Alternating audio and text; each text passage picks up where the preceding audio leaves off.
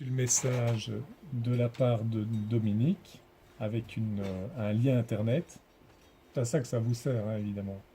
Et j'ai reçu le message que je me suis adressé personnellement Oui. avec également un lien, une image attachée.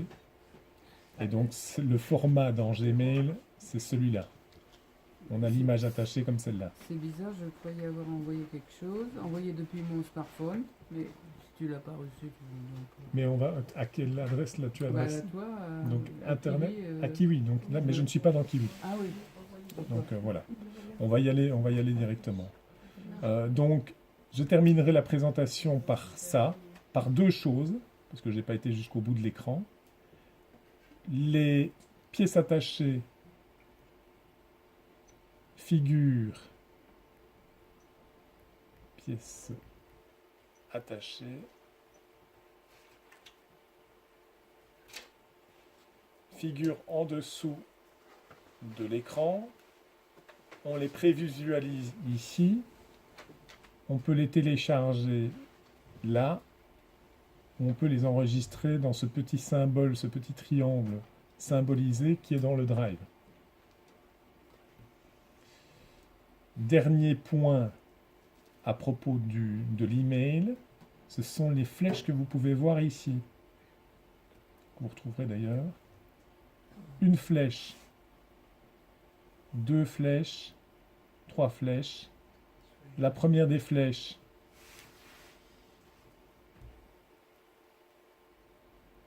la première, oups. La première des flèches, c'est répondre. La deuxième des flèches, c'est répondre à tous. La troisième des flèches, transférer. Julien, tu nous lis ce qu'il y a à l'écran. Effectivement, je vous le lis et c'est toujours un réflexe que je vous invite à avoir, c'est de lire ce que vous voyez à l'écran. D'accord? Ensuite, si la compréhension n'est pas bonne, c'est l'astuce dont je vous ai parlé, c'est la capture d'écran qui peut être pratique. Et la capture d'écran, je suis par exemple dans ce mail-là, je suis un peu perdu quant à la présentation. Je réalise une capture d'écran sur mon Samsung qui est appuyé sur le menu et appuyé sur le power. Hop. Et j'obtiens immédiatement une capture d'écran que je peux transmettre à mon correspondant avec un partage. Voilà, ça fait beaucoup d'informations sur l'application Gmail, mais pour moi c'est du temps gagné sur les autres applications. Parce que Hotmail, donc on a 5 utilisateurs parmi vous ont Gmail. Hotmail, je vais l'ouvrir. J'ai aussi un compte Hotmail. Je vais fermer ça d'abord, enregistrer. L'application, enfin les emails gérés par Microsoft, donc c'est Hotmail, Outlook, hotmail.be, enfin voilà,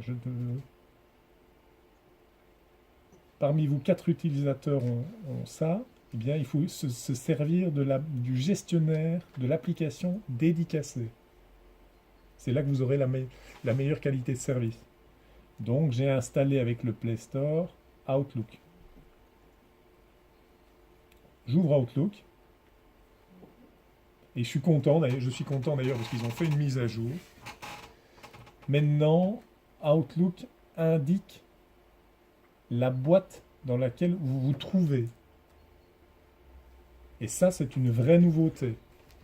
Parce que auparavant, Outlook ne faisait pas cette distinction. Il vous mettait d'abord le message, uniquement la boîte prioritaire. Donc, si pour une raison X ou Y, le message que vous cherchiez, votre correspondant n'était pas classé comme prioritaire, eh bien, on retournait à son correspondant le fait qu'on ne recevait pas les messages. C'était mal fait. Et maintenant, ils ont mis en prioritaire, ils ont indiqué en prioritaire, vraiment, on est dans la boîte prioritaire, Et ici, je peux appuyer sur Autre. Et j'ai reçu 3 messages en Autre, mais qui ne sont pas passés comme prioritaires. Vous n'avez pas entendu ce mot prioritaire sur Gmail. Ce n'est pas, il n'y a pas cette vision des choses. C'est une des différences.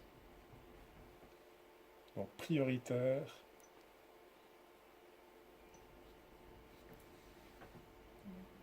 Le filtre principal utilisé par Outlook, l'application Outlook, c'est le prioritaire et c'est le autre.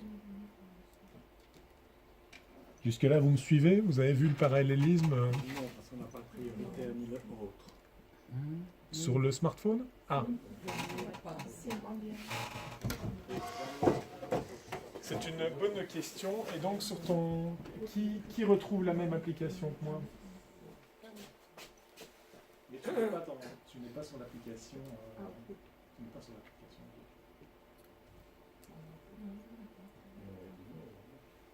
Non, c'est l'application mail. Ah si, c'est là. C'est parti. Voilà. Donc vraiment ici, je reviens un petit peu sur. C'est un conseil que je vous donne. Donc Raymond me dit, ben, tiens, c'est pas prioritaire. En fait, il a spontanément, quand il a reçu son smartphone, il a vu mail, donc un client de mail installé. Je vais vous en montrer un. Voilà, ici chez moi c'est email.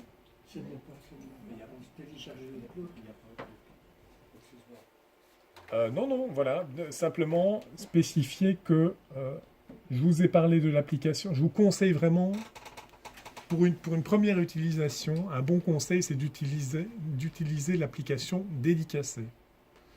Donc, sur l'écran, vous voyez l'application dédicacée Gmail.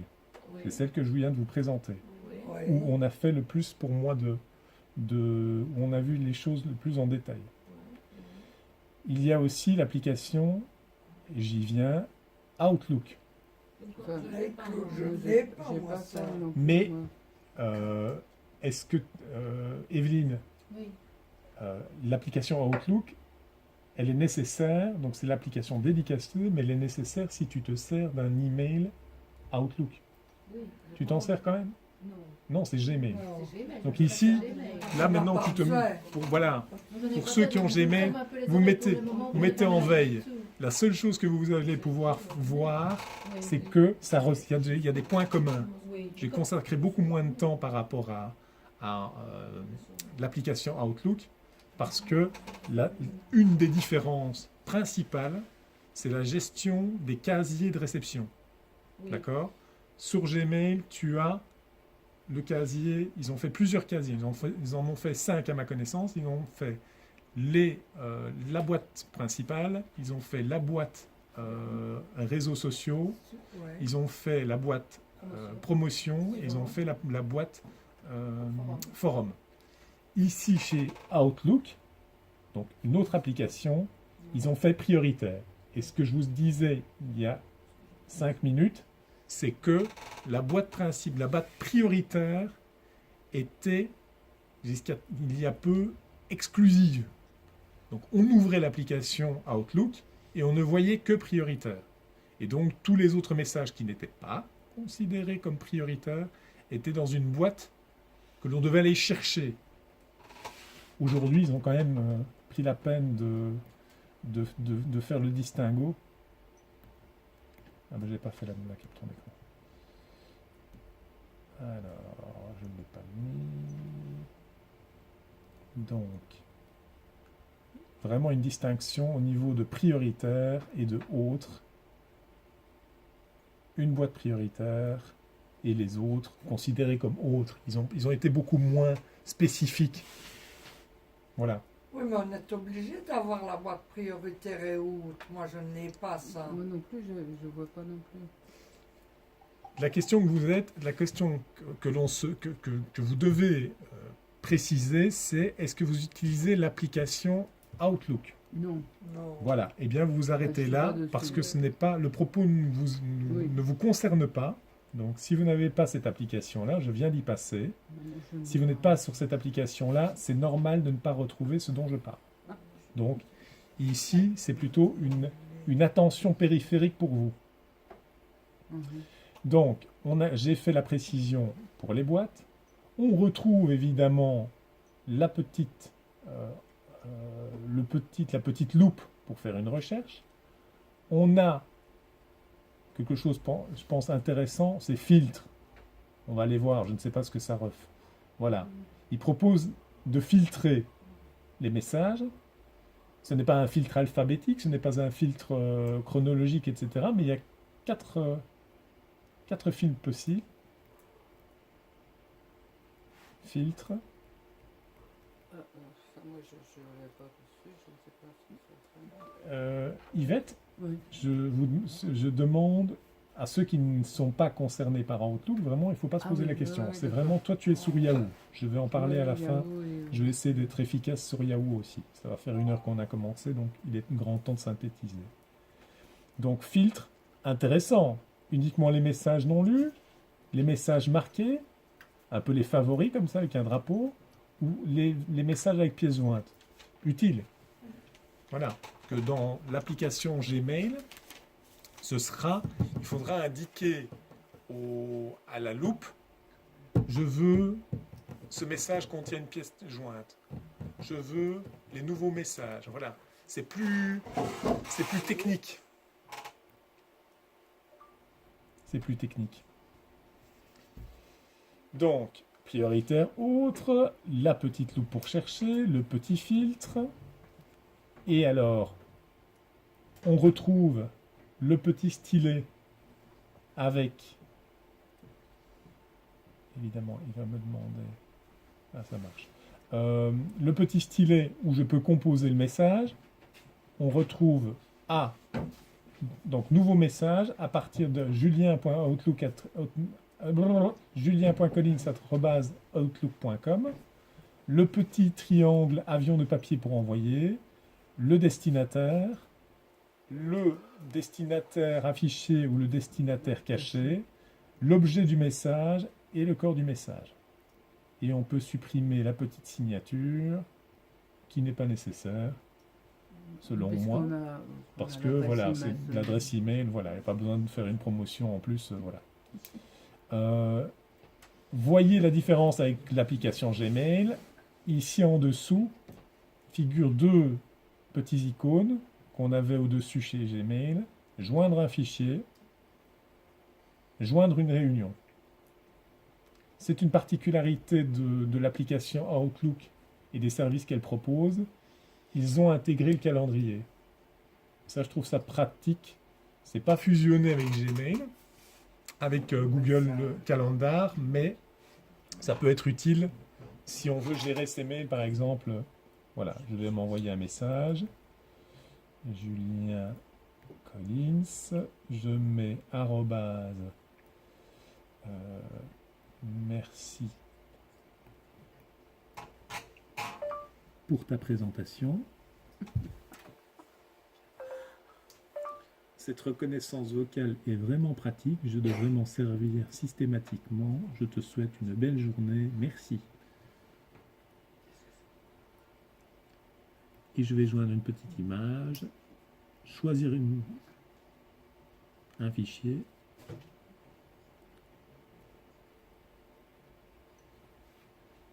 Ah, par contre, je ne sais pas où je suis exactement. Ah, c'est une image. Ici, c'est un fichier. 28 janvier. Donc, choisir des fichiers dans les fichiers, choisir dans les fichiers. Ah ouais, il faut choisir des photos. Choisir les photos.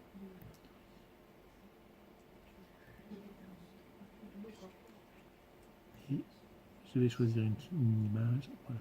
Donc, ici, vous retrouvez la structure. C'est simplement une structure différente. Avec un petit peu d'attention, vous retrouverez vraiment, vous pourrez trouver vos propres marques, quelle que soit l'application dont vous vous servez. Nouveau message, c'est envoyé à partir de mon adresse principale outlook.com. J'adresse à julien.collins. Je ne mets pas de copie en copie un correspondant, je dactylographie un objet à mon message, je trouve en dessous du message la pièce attachée. Je trouve ça pratique quand même, comme ça au moins on est sûr qu'on a mis la pièce attachée, à condition de connaître l'interface. Et je ne dactylographie pas un message, mais je le dicte. Et voilà, en dessous les petits logos que vous retrouvez d'habitude.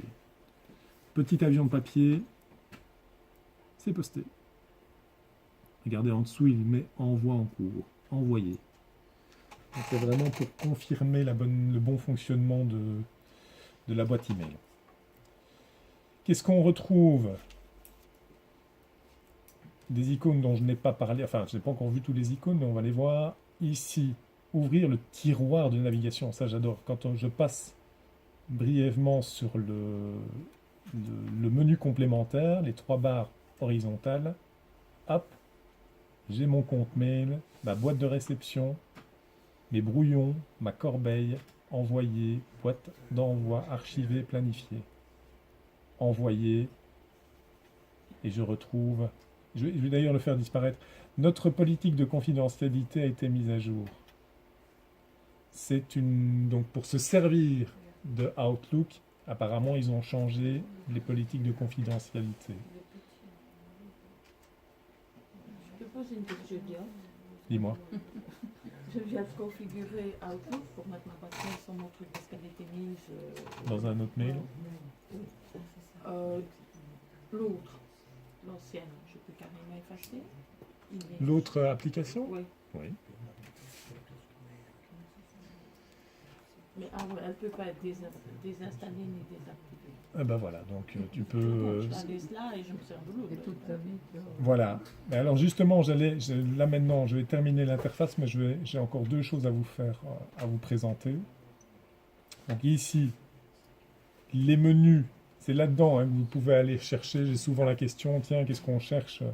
Eh bien, avec les 3 barres horizontales, c'est vraiment la possibilité de retrouver la structure, comment est rangé votre mail. Ici, vous ne retrouvez pas, comme dans Gmail, la boîte forum, la boîte achat, la boîte réseaux sociaux. D'accord? Mais il y a boîte d'envoi, la boîte de brouillon, il y a la corbeille. Voilà, tout est mis là-dedans.